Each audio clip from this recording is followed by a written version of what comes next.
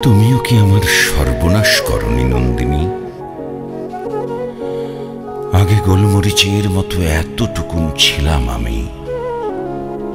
আমার এক ফোঁটা খাঁচাকে তুমি করে দিয়েছ লম্বা দালান, আগাছার জমিতে বুনে দিয়েছ জ্বলন্ত উদ্ভিদের দিক চিহ্নহীন বিছানা।